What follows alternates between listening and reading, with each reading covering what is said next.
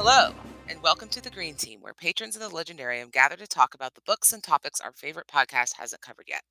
Today, we're going to talk about The Canticle for Leibowitz by Walter M. Miller, winner of the 1961 Hugo Award.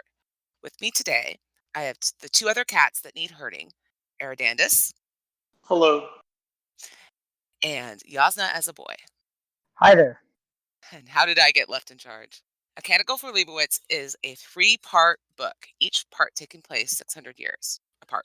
In a post-apocalyptic nuclear world, the civilization hangs on a thread, and a monastic initiate discovers a treasure trove of artifacts from before the deluge. They behind the stone walls of their monastery, founded by the mysterious Leibowitz and his bookleggers. In a world that has become hostile towards reading, science, and knowledge in general, they await for a time when the people are ready to learn again. In this episode, it will be mostly spoilers. But before we start with spoilers, how do you rate this book on a 5-star scale? And who would you recommend this book to? Do you want to go first, Yasmin? Okay, me. So I am going to call this a classic, 5 out of 5. I'm going to recommend it for anybody who likes post-apocalyptic worlds. This book is essentially the archetype for post-apocalyptic worlds in general. It is a future envisioning a nuclear holocaust. So basically, for anybody who likes post-apocalyptic worlds, or also likes books that involve a lot of level 2 and level 3 depths in it, then I would recommend it highly. How about you, Jasnah?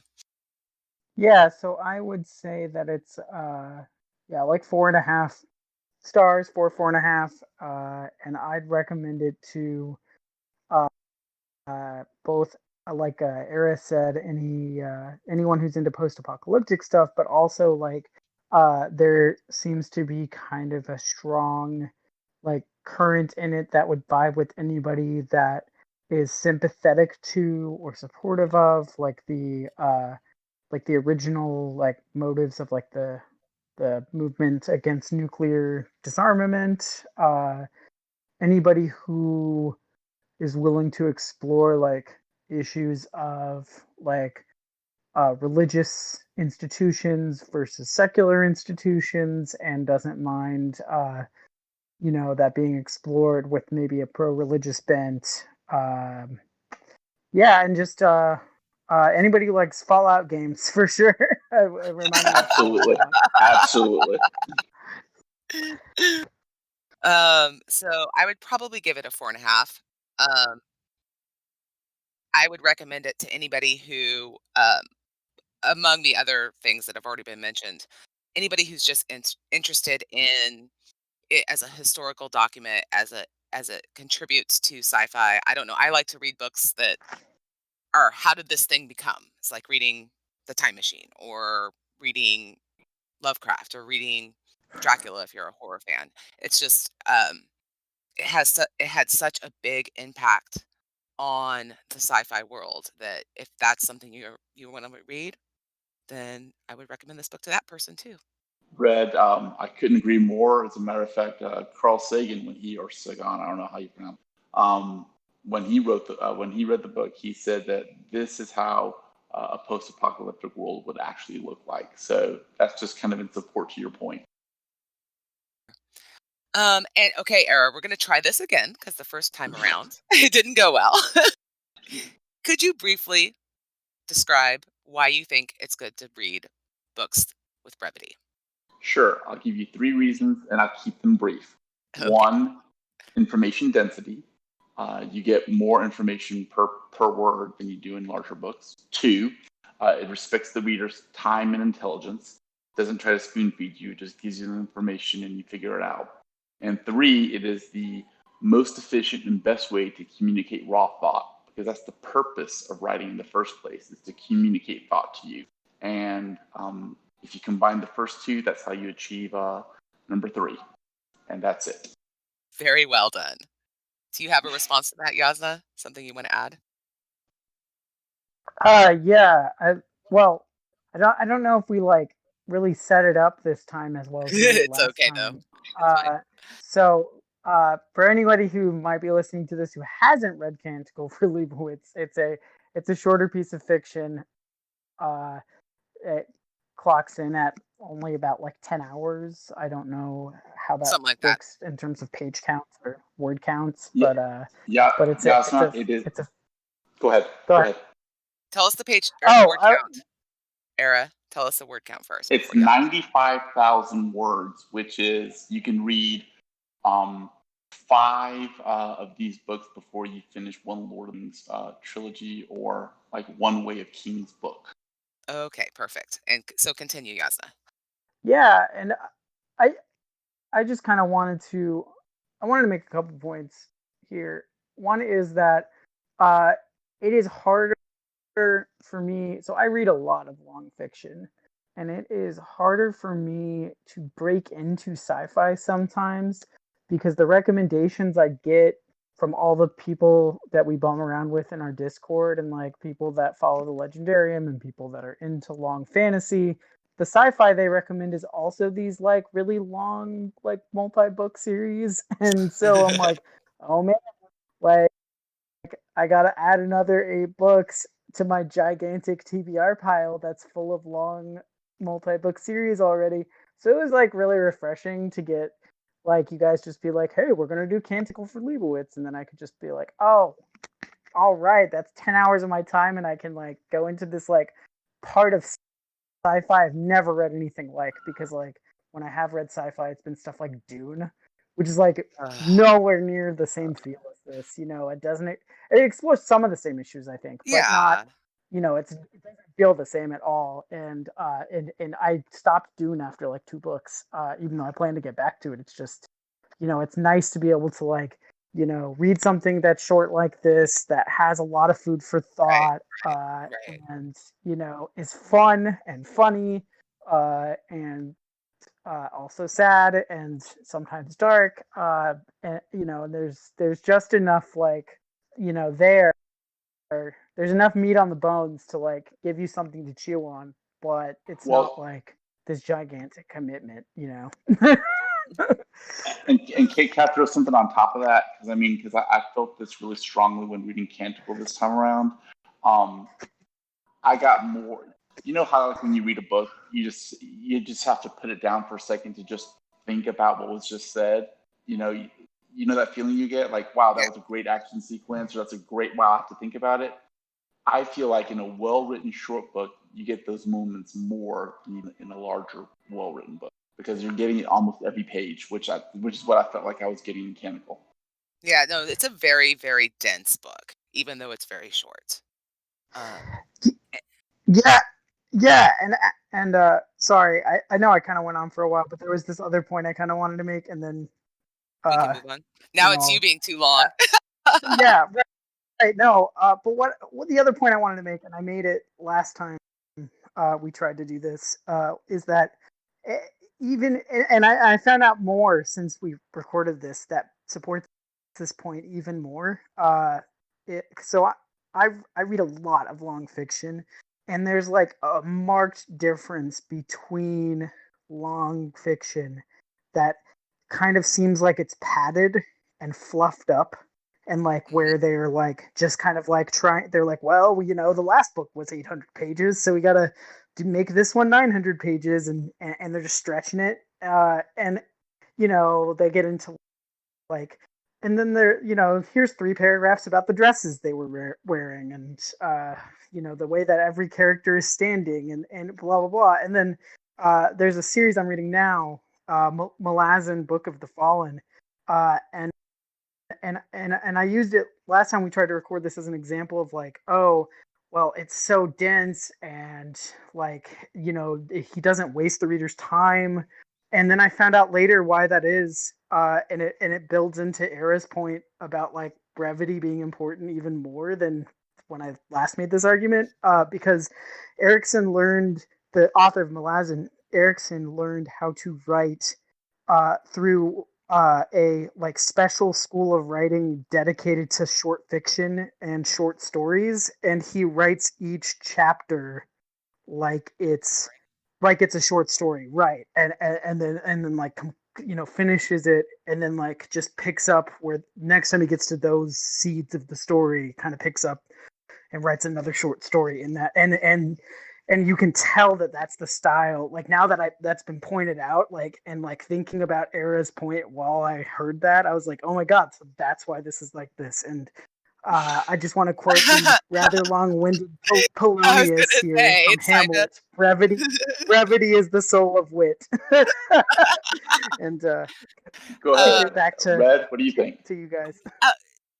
I love both. I love long fiction. Um, I'm a huge Cosmere person. I've read all of Dresden multiple times, and all of the Cosmere books multiple times. I love it. But I also like to be able to dip into my toe into something different between my series. And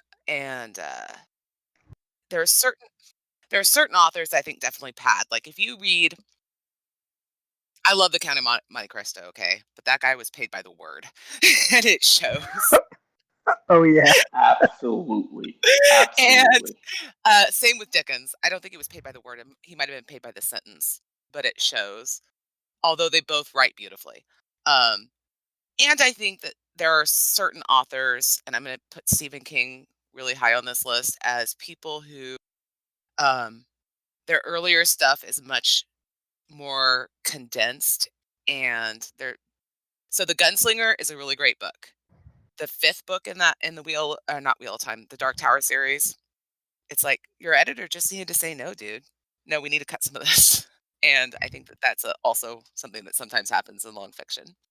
Yeah, and I agree with you, Red. I mean, and I don't want to say that anything bad about long fiction because long fiction, well done, is excellent. But I guess the longer the series goes or the longer the book is, the higher my expectations would be. Because to Yasmin's earlier point, if you're going to ask me to invest time in a 95,000 word book, 10 hours of Audible time, okay, I can do that. I mean, I can set aside a week or two, whatever, and finish it. But if you're asking me to read a 400,000 word book or an 800-page book or 30 hours of Audible time, I'm expecting greatness. And if I don't get it, then I'm not going to like the book. And Okay, so I think we've talked about this enough. Our, I did a much worse job policing this time around. So we're going to start talking about spoilers. And if you don't yay. want to be spoiled for this 60-year-old book, first of all, I don't know what to tell you. It's been out for over 60 years. Then stop. And for all you Legendarian fans, you know about the levels. The level 1 is action. Level 2 is societal implication. And number 3 is does thinking about this make me a better person? Just as a warning for everyone, this book has some very, very dark issues: suicide, genocide, euthanasia. So if you're sensitive to these issues, you may want to avoid this episode. But first, how did the level 1 action work for you, Jasnah? I mean, I loved it. There was a really there was like a ever present, overbearing, not overbearing in a bad way, but like the tone and the setting were like so present in every aspect of the action that and that the stuff of the plot, even when it was just like kind of describing the characters going into like a room in the library and like the sculptures that were in the library room or stuff like that, it was like just enthralling, and the plot was engaging at like pretty much every step, even if I was kind of still trying to figure out what was going on. It's good. How about you, Era? Um, Yasmin made an excellent point earlier, and I want to bring it back up. The dialogue, no, the dialogue is surprisingly good. Better than I remembered, I guess is what I should say. It's like I was actually found myself laughing when I wasn't expecting to.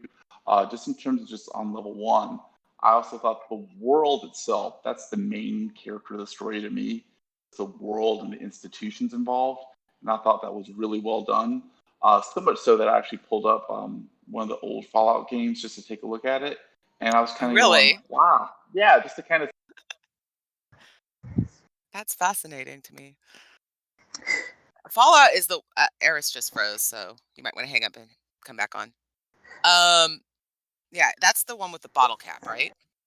Fallout. Yes, the bottle caps of Nuka Cola bottles and Sunset Sarsaparilla bottles are the currency in Fallout. That's what I thought. Yeah, I've never played it. I'm not somebody who plays those types of games. Okay, you were saying Fallout. I was saying, like Fallout, the the setting in the world that was described in Canticle, I could actually see it in my mind's eye. And then when I pulled up Fallout, I'm like, wow, that's Canticle. So to kind of go to your earlier point, Red, and your earlier point, Yasna, it's like the main character is the setting in the story, I thought. And I thought it was so well represented in these books that you can even see it like in later art, video games and whatnot. So I really, really enjoyed the level one from that aspect. So the first part is my favorite part. E- what I really enjoyed about that particular one is you have this poor hapless kid and he's out in the desert and he runs into this crazy old dude. He finds some relics and then it's about how just as a story, not as what it goes into. He just falls in love with these relics and he wants to preserve them and he spends all this time creating a beautiful piece of artwork to be attributed to it. Then he goes off to meet the Pope and comes back and on his way back he gets killed. It's just like this tragic little story that's like, you know, 80 pages There, long. yeah, yeah. And it was And oh, go ahead. no, you go ahead. Oh, I was just gonna say in the scene where he finds the relics in this this like vault type thing that people hid in, including the guy who like founded their church It's or a like his fallout girlfriend shelter, or yeah. something. It's like a fallout shelter, and they, Literally and Fallout they Shelter. Yeah, it literally is a fallout shelter.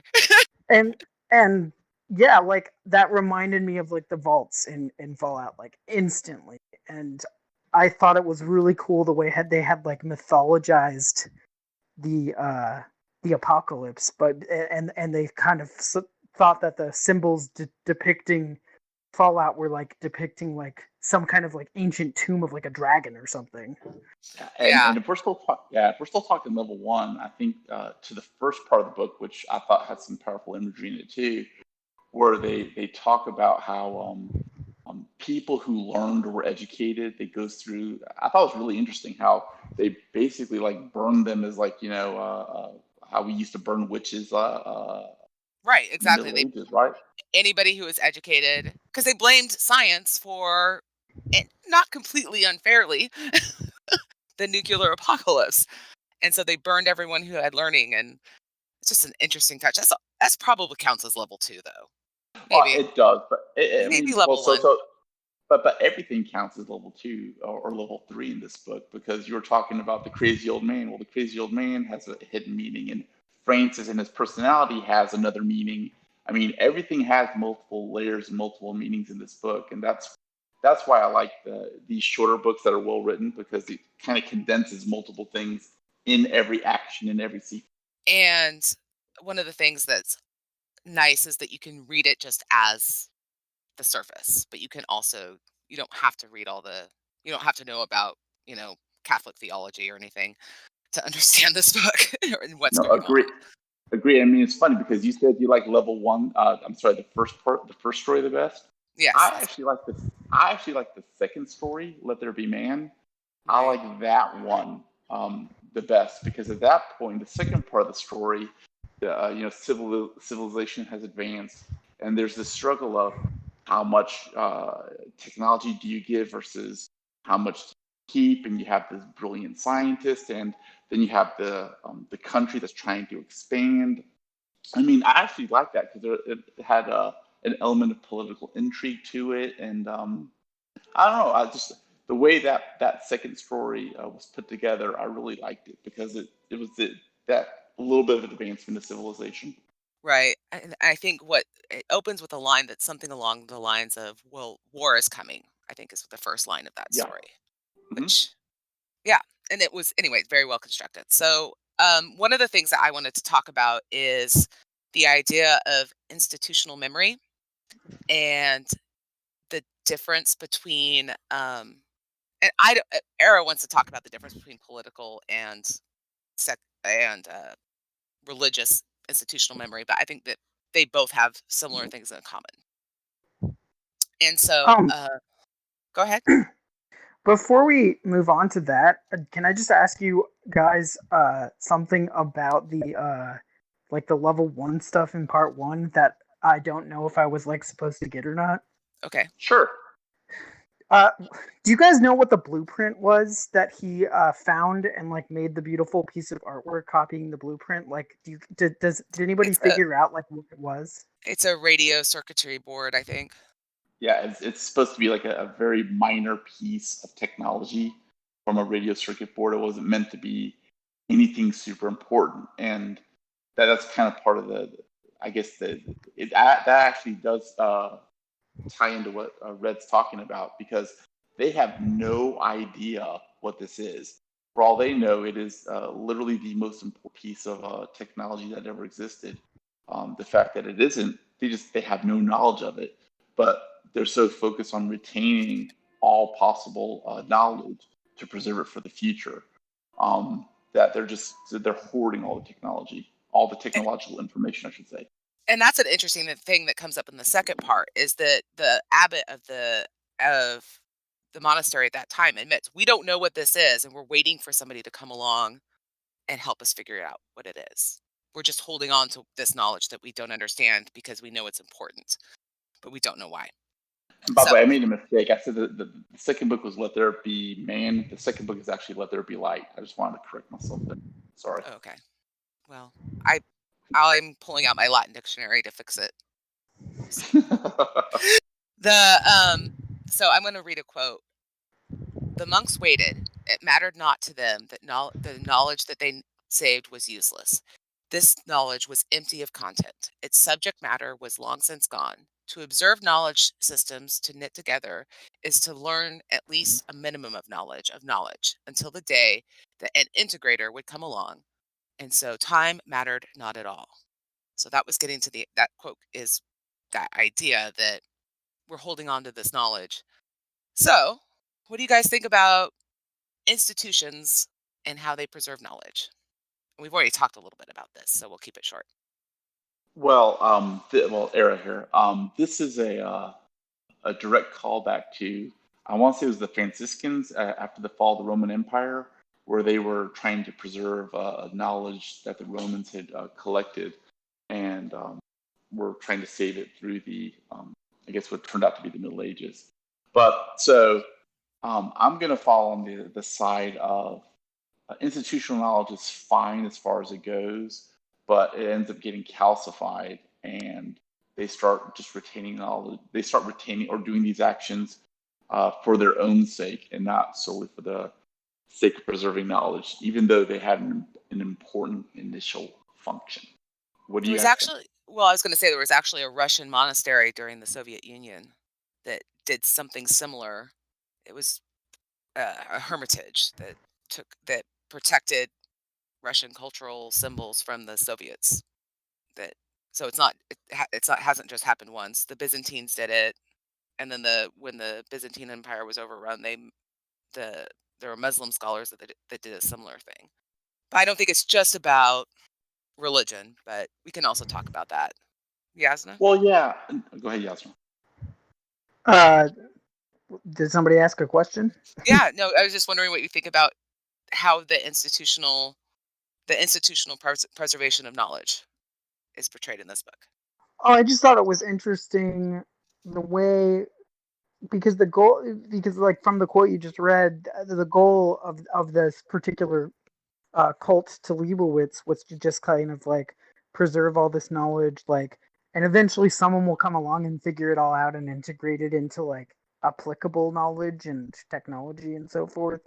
Uh, so they were like, dedicating, like the monks that worked for that institution were like dedicating their lives to these processes that they like, work on for decades and maybe not even finish before they die, and somebody else is going to come along and finish what they're working on, but they don't care because like, oh, eventually it'll come in handy, which to me like was really striking because at the time that I read this, we were in the middle of the election, and like nobody I talked to, like everybody I talked to about the election had this like life or death, like civilization will not have a hope or will have a hope based on the on the result of it, and I was trying to be like, no, like we need to think like in terms of years and decades right now, in because the changes centuries. that you want to see, you know, they're not going to come about.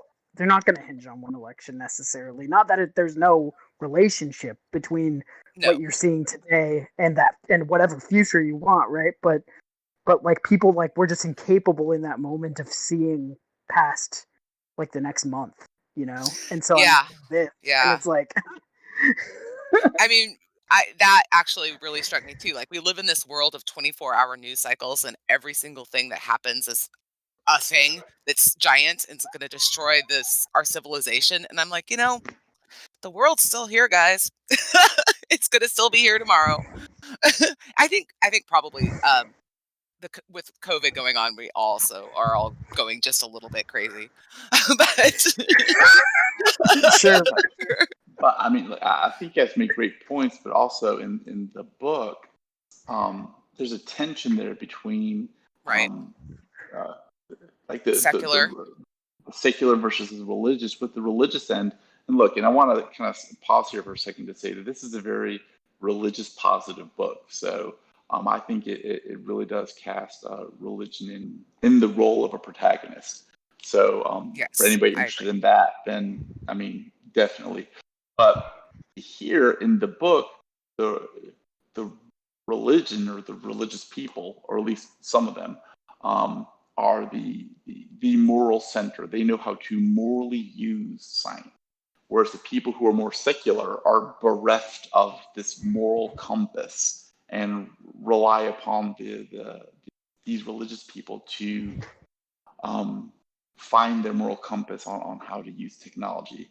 And I mean, that's a tension that's existed throughout history, but it was made explicit, I feel like, in this book. And I kind of have some issues with it, but I thought that was And it was a point that's brought up a lot in the book.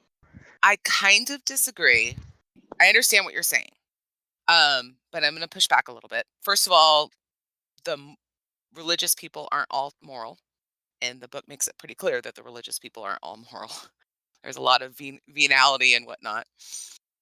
But what the when the scientist wants to come in to the or wants to explore the knowledge of the abbey, he wants them to bring the knowledge to his city, and his brother is the king, I guess would be the best way to call him, the king of the city. Hannigan, So he huh? go ahead. Go ahead. Oh, right. Names, I don't know. um, so he wants to bring the knowledge out of the abbey and into the city.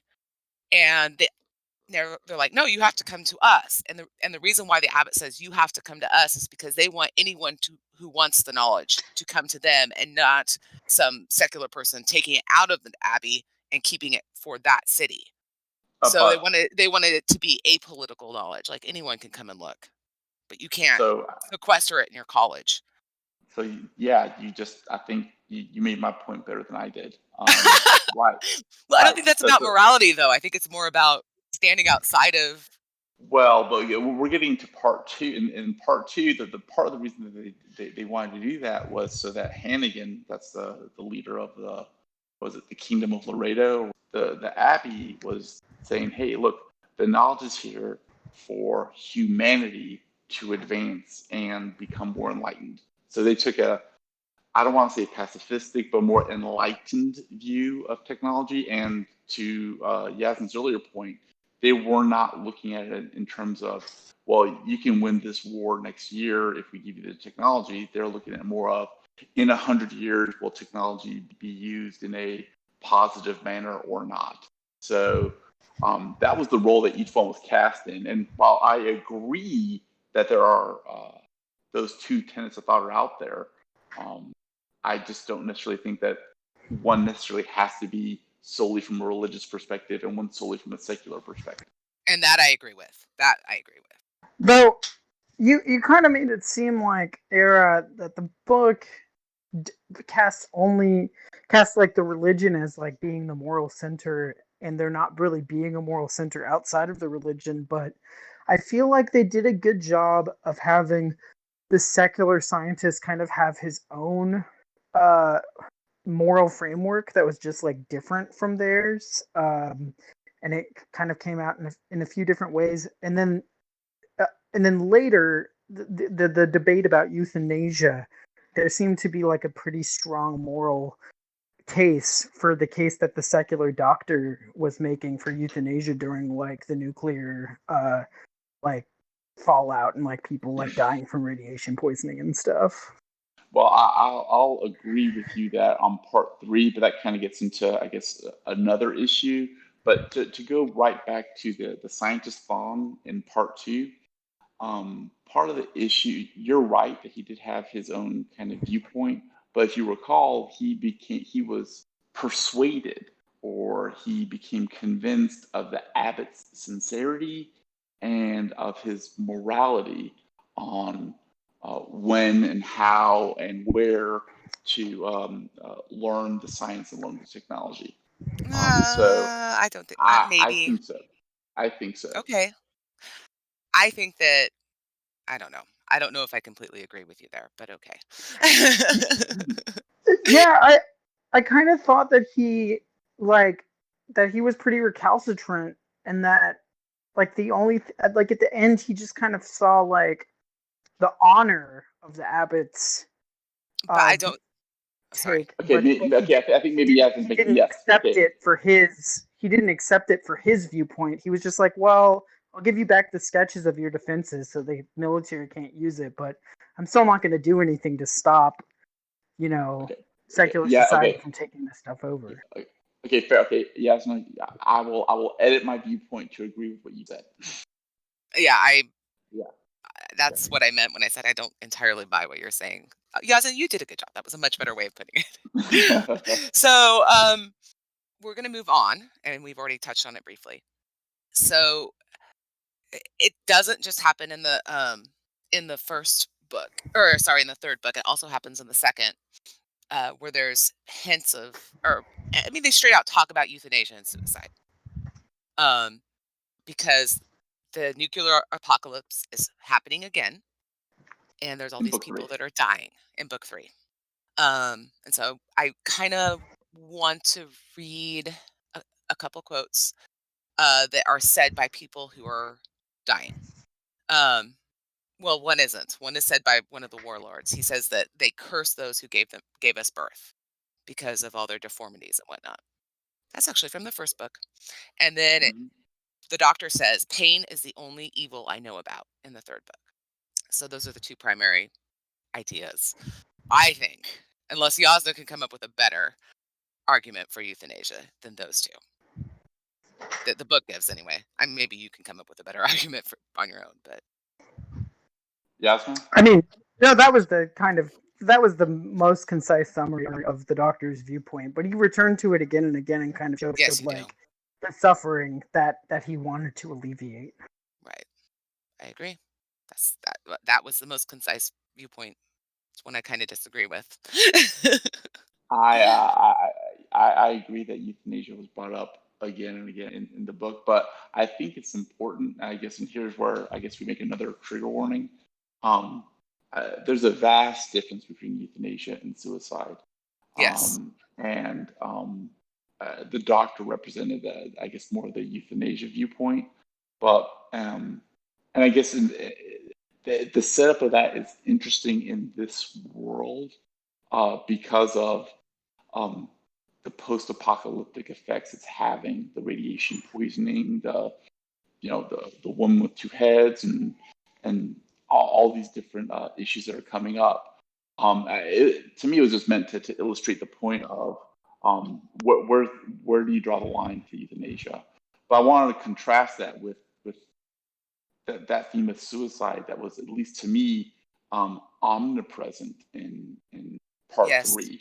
Um, and for people who don't know, the author himself, he ended up committing suicide in 1996. Um, um, he had a long history of depression, apparently, and ended up in that. And even though I've never personally suffered from depression, just reading part three, I just felt like I was inside the head of somebody. He was severely, severely depressed, and it just made me feel like if I ever hear somebody talking like that or writing like that, I just feel like I should reach out and just help them if they get to that point. That was my very first thought, like on rereading the book this time around. I don't know, what did you guys think? So I have been suicidal um, twice in my life. One was postpartum, and one was in another event in my life. And yeah, if somebody's talking like that, you need to reach out. You need to let them know, because when you're in that state of mind, you are very, very alone, even with people around you, and you feel like you're a failure. Not only do you feel like you're a failure that's making you suicidal, you also feel like you're a failure because you also feel suicidal. Does that make sense? I don't know if that made sense. Like you feel bad about yourself, and so you want to commit suicide, and then you feel also bad about yourself because you want to commit suicide. Does that make sense? Am I explaining this at Um, all correctly? uh, So like it's I, double, it's two-sided.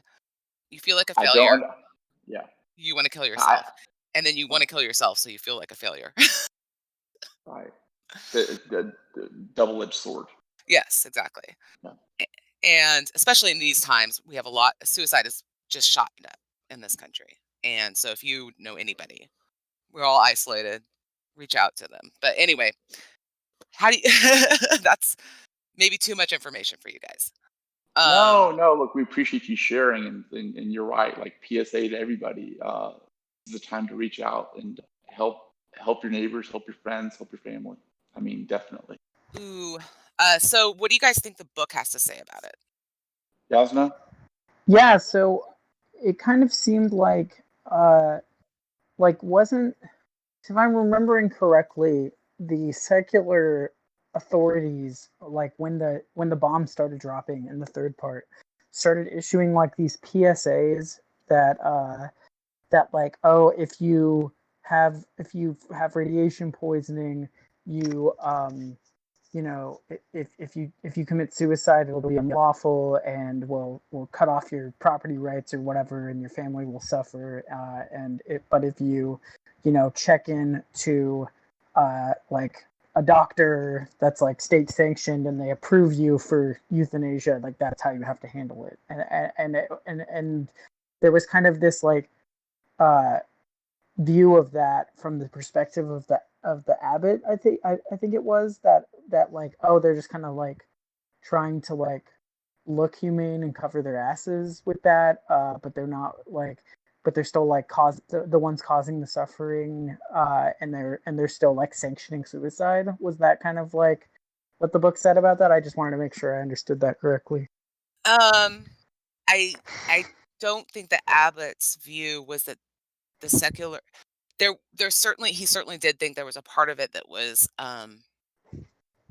these people are inconvenient, so let's help them move along, so to speak. Um, that was not how I felt. That would probably be the abbot's view. Yeah, I think you're probably right. I don't agree I, that that's what the secular authorities were doing necessarily. What do you think? I think Yasna. I think Yasna made a great point about that. I think that's right, and also I think that if you want to go extra bleak, I mean, this whole third part and the kind of the inevitability of it all was the author's point of saying, look, this is cyclical. Like, we went, the last apocalypse or the last Holocaust was what 600 years before the first part, and then you end with another apocalypse, and humanity's having to desperately flee Earth from yet another apocalypse.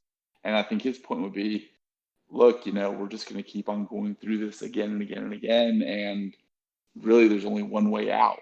That seems to be what he's saying, as bleak as that sounds. I don't agree with it, but that I seems to be don't. what he's saying. I don't know. I don't think that he. I don't think that is what he was saying, though. I do, because I think he says that you'll find the salvation through religion. That's what I think. To me, that was the impression I got. So I'm going to argue for the abbot's position a little bit here. His point is that if you see the world in a materialistic way, then pain really is the only evil. But if you don't see it in a materialistic way, there's a certain dignity to life and you do not know what's going to happen. And so even if you know, because we all, let's face it, we all know we're going to die, right? That walking through pain is part of being human and gives you dignity to do it. That is what I think that the Abbott's position would be. And, Right. and I mean, I mean, like, for example, hospice is one thing, actively killing somebody is another. Does that make sense? Hmm. And that there's a Yes. danger to that slope would be the Abbott's position. And at the end, the person with the two heads is the only person who survives. Right. But I think, yeah, that kind of gets into, I don't know if you want to go there or not, but We don't have to get super theological, no. I'm okay, just then I'll pass. I'll pass. I'm just I'll saying pass. that's my point. We could talk about it maybe after we're done That's recording. fine. Well, no, well, I mean, like, look, I don't disagree with you guys. I think both of you excellent points, and I largely agree with them. I guess to my point that like the author's theme of everything's cyclical, and this is all cyclical. If you recall, when the Abbot Zerky was getting crushed at the very end, and Oh man, this, that was yeah, brutal. it was. And but you remember the skull? Uh, the skull fell out of the crypts, Yep, and there was an arrow in it. it was That's Francis's skull. it's supposed to be Francis's skull. It's a callback to part one. It's all we're just repeating. Everything's a cycle. The cyclical events of human history. All we're doomed to repeat it over and over and over. So That seems here, to be the case. oh, Yasna, you can Go ahead. respond if you like, and then I have something to say to that. But Yeah.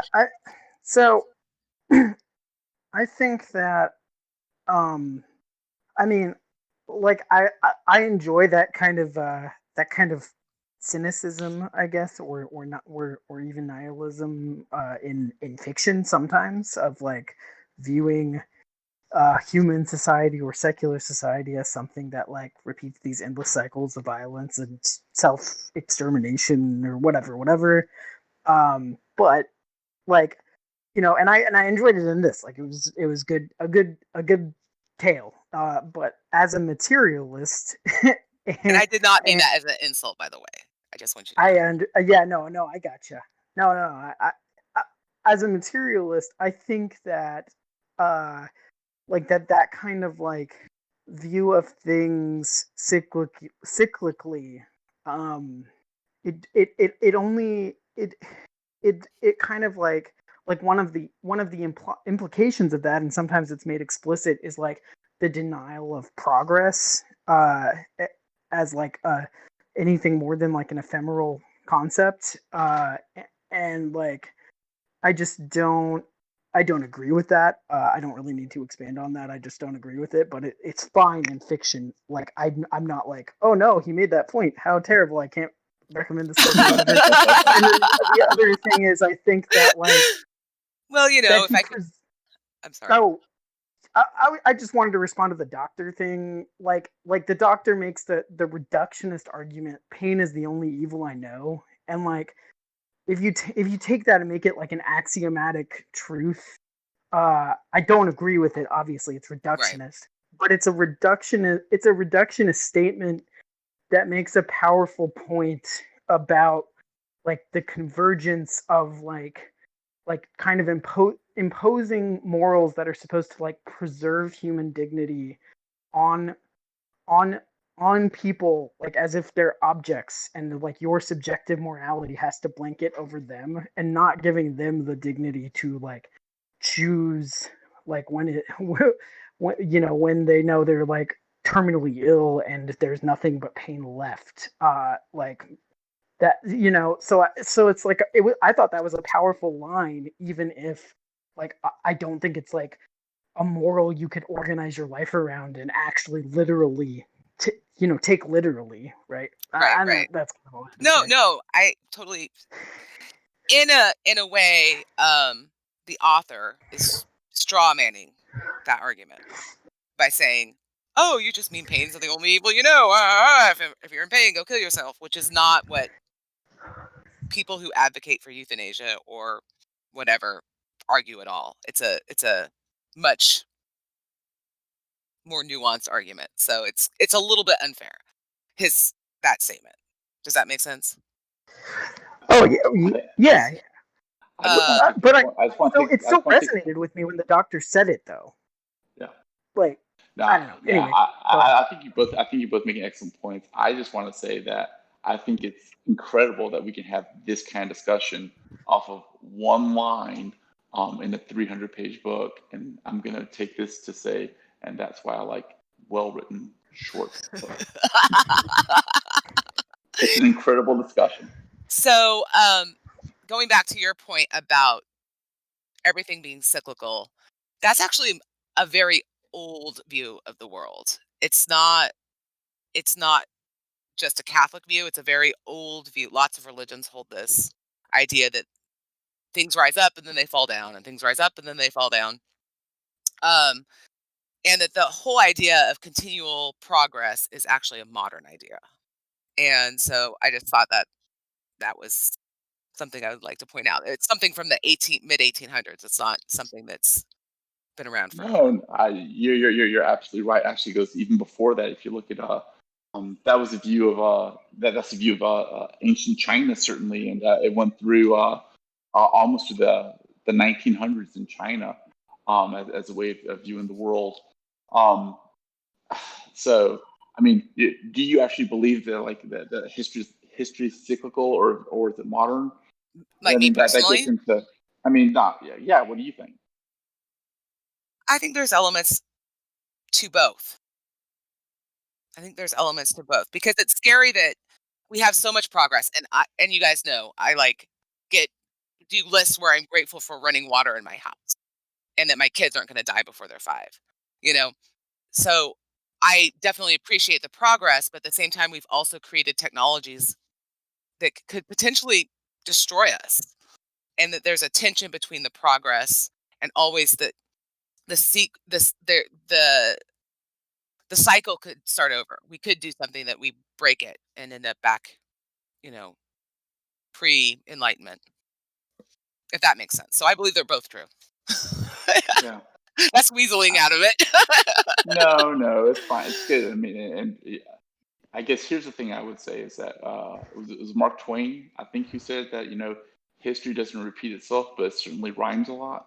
So Yeah, First so time is tragedy, second time is farce. Is that that's Mark that's that's Twain? Mark. Marx. That's Mark.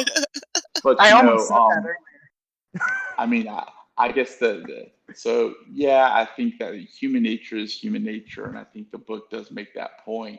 Like, people are going to be human, and as civilizations, they'll follow a pattern because that's what civilizations do. I just think the difference today versus 500 years ago or 1,000 years ago is that we have the technology to reset the world to zero. And we have that capability, and that requires hopefully some further enlightenment and forethought from people going forward. Okay, so that's all very bleak. And so now we'd like to talk about something else. That I actually this is the part that makes me feel like this book is hopeful. Throughout the book, in the face of all the bleakness, you have people creating beautiful things. That's something that's really important to them. And I feel like what it's saying is that so they find this blueprint. They have no idea what it is. He spends, was it 12, 20 years of his life making this beautiful thing. Mhm. And then in the second book, you have the scientist and the priest scientist, but the other scientists too. They just enjoy discovering things, and they make this crazy contraption in the basement of the monastery to make light. You know, so how do you feel about that?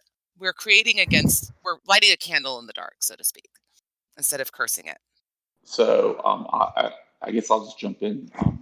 So one of my secret favorite characters from part one was the Pope, Yes. because if you go through all of part one, and you basically have Francis, who's hapless, relatively innocent, foolish, but firm, and his belief is pure, right? And everybody around him, like all the other guys, they're cynical or they're venal or they're very materialistic, even though they're part of his organization. And then he goes and sees the Pope, and the Pope is like, "Yes, this brings beauty to the world. What you did is a good thing." And I thought that was a validation of of Francis's entire arc, and I really did like that. Same thing with you, brother Cornhower, or I think that's how you say his name. That's Don't the guy who ask made me. that electrical treadmill. I like that too. It's Everybody's had that experience, I guess, at some point in their lives where they kind of do a science experiment because their teacher tells them to, and then it works, and you kind of go, "Oh wow, look, that worked." That was what I got. That was the impression I got when I read that, and that's cool. That's neat, you know. Yasna, you don't have to say it, but you know. Well, like, okay, so like the points of I believe the topic that everybody was kind of talking about was like these like points of light within the bleak landscape, and the candle in the dark kind of mentality of a few of the sequences or a few of the characters' endeavors. I mean, and yeah, that stuff's beautiful, and it's great, and I love that in this work. I don't know if there are any examples besides the one you guys gave or not. Maybe Well, I would maybe, say, maybe oh, I'm go ahead. I would say maybe the astronaut monk who decides to become a priest, which they're two different things in the Catholic Church. Um, one has a lot more responsibility, but him saying, "Okay, I wanted to spend the rest of my life here in this monastery, but I'm actually going to go out and serve these people out here as we go out into space." That is also, I mean, that's a sacrifice that he's making. He's giving his life up to bring hope to the stars. Like, whether or not you agree with his religious perspective, that's how he sees it. I agree Yeah, with that, that was but pretty cool. I agree with that. But I'm going to say, to contrast with the beauty that you're bringing up, the the main character POV in every chapter of the book dies at the end. Yep, he does. So, But we all die um, at the end. That's what I would say. yes. So I mean, to the larger point of, you know, to kind of wrap everything together, like, don't let pain be the only thing. Don't let death be the only thing. Bring beauty to the world and pass it on to somebody else. That's what I took out of the book the second time I read it, because it's like you can look at this book and just look at it as completely nihilistic, or you can look at it as, look, um, in each part there's somebody bringing something important or necessary or beautiful to the world, and even though they ultimately don't survive, that piece of beauty still remains, and that's passed on to the rest of humanity. Any response, Yasna? I feel like we've been talking over you this whole episode. No, I'm fine. Um, I mean, I kind of have uh, I have like kind of some unfinished thoughts about like the whole concept of like cyclical development versus Okay. progressive Yeah, development, go but ahead. Go ahead. Sure. uh, yeah. So I mean, like I was saying that I think that I that I think that's fine in fiction, and I see why people feel that way, and it also makes a lot of sense to me that the concept of like historical progress is like a modern concept, because before modernity, the there wasn't this like global society that made it less likely that when there was progress in one area, it could just be like flattened out. Like, now pretty much the only way we have to totally flatten out for the globe is the way that the book brings up, which is, you know, nuclear Nuclear annihilation. annihilation. Right. And I think that's like that's a threat that's going to exist as like a counterpoint to the concept of progress, or it's one of a couple major existential threats, because there's also like climate change or whatever, right? But Or uh, a worse pandemic than what we're going through now, like a Black Plague level, 50% of the but population is wiped out. but I think I think that for the most part, like in the real world and not in the world of Canticle, that if we're able to move beyond the nation state as the like fundamental organizing block of global society, which I do think is possible but not inevitable. The alternative is Canticle for Leibowitz, right? But I think that it's Whoa. possible that we can, you know, put the likelihood, if not the possibility, of total annihilation in the past, and it's just you know, eh, like so for and to me, I think that's something that's within reach, like within a few generations, and so like I guess I'm just saying I'm more hopeful for humanity than Canticle is, right? I'm a humanist, I'm a materialist, and I believe in progress, I would say but the that we book's could great. I would say that we could preserve the nation state and also not annihilate ourselves, but that's just my thought. uh, Just remember well, at the time the but I book was said written. that because of the antagonism, because oh, the antagonisms within nation states or between nation states are really what pose the possibility of a Canticle for Leibowitz type of yeah, scenario. possibly. Not just like secular society's in charge, right? But Oh, But anyway, or maybe but like like but a James if Bond you villain causing if it. you look at if you remember the time the book was written, Hmm. we were in the middle of the Cold War. Yep. I mean, it was, I mean, nuclear annihilation hung over everybody like the sword of Damocles. And if you go to the third part of the book, there are, was it the Asian Confederacy or the Asian Coalition? And the two superpowers, the Asian Coalition, the Atlantic Confederacy. Um, they're in another Cold War, and that Cold War breaks down. So the, if you look at the history, I mean, yes, we've managed to dodge the bullet, but sometimes through ingenuity and grit and determination, and sometimes through sheer dumb luck. So I will take Yasna's thought as beauty, as something that we can aspire to and hope for. But we have to recognize the reality that those threats are still out there and they exist. I would say that I don't think a global a global world order is possible. I just don't. I don't.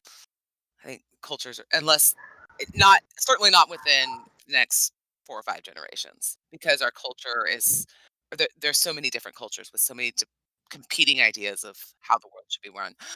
Well, See, and wow, we're the getting reason really political. I was about to say, the reason I like what Yasna has to say because it goes to another book that I love, which is on the opposite end of the spectrum of Canticle, and that's Foundation. Oh, And okay. Foundation takes But the it all falls secular apart view. there too. It does, is that but is that and Asimov Foundation? Yes, that's yes. Asimov Foundation, yeah. So Right. Okay.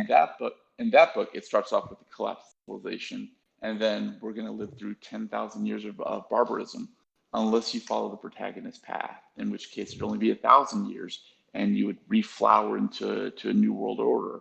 And it's a very secular view of the same thing, and it's actually more hopeful than Canticle for Leibowitz. But it's to me, in my mind, I've always viewed Foundation as the opposite end of the spectrum Canticle of what happens when a civilization collapses.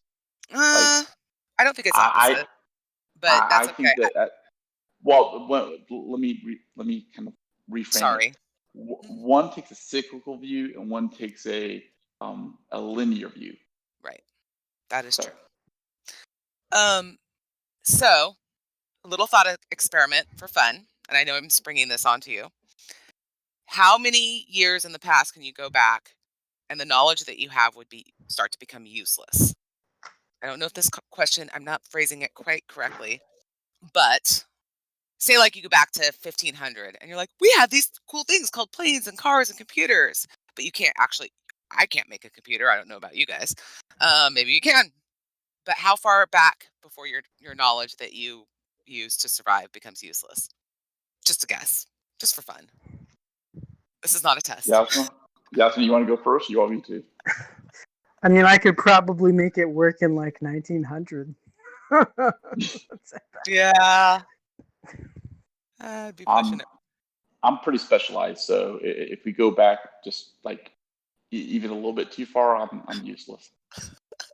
Yay for my profession. I mean, I'm not saying I wouldn't have to learn new skills in 1900, right? But I could probably, like, you know, I'd recognize the world in a lot of ways and be able to, you know, to not immediately die, probably, and like, you know, get a job and stuff. I remember I would say probably 1850 would be pushing it for me. Probably not past that, and probably more like 1900. Especially if I had to grow my own food, then it would not even be that. I remember I just die. Are we allowed to take our families with us? Because if I'm allowed to take my wife with me, I could survive pretty far. She's pretty practical. I'm useless, but if I can take her with me, I can make it. I remember watching. I don't remember what we were watching when the kids were. They were preteen, and they're like, "Mom, what would you do when the apocalypse comes?" And I'm like, "Honey, I would die. That's what I would do." Actually, I think I'd rather die. Okay. Any last thoughts? Or are we ready to wrap it up? I hope everybody. Go ahead, Yasmin. Oh, I was just gonna say I'm good to wrap up after last thoughts here, but go ahead.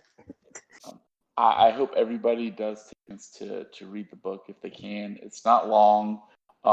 There's college courses on it. High schools teach it. It's 100% worth your time if you want to read a book that, whether people recognize it or not, kind of set the foundation for what post-apocalyptic worlds should look like.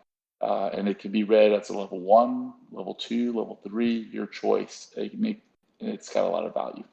I just say read it. Jasnah, do you want to say something? No, this is a fun book, and I'm glad you guys recommended it to me. That's it. That's all I got. Awesome. Cool. You can drag me to Marathon some other time, Yasmin. Oh no, I wouldn't. I wouldn't necessarily inflict that on you. I got dragged into freaking Uplift, so we'll see. You will like Uplift. Okay. You're gonna like Uplift. It's a fun series. It really is. Well, And it's much brighter. It's much brighter than this one. Okay, good. Okay. So, thank you so much for joining us. Please consider supporting the Legendarium on Patreon. Thanks to Craig and the crew for bringing us together, Joffwu for moderating our subreddits, Kipton for moderating our Discord, and Horizon Brave for starting this fun new hobby for the Legendarium podcast, for the Legendarium patrons. Have a good night, everyone. Good night. Good night.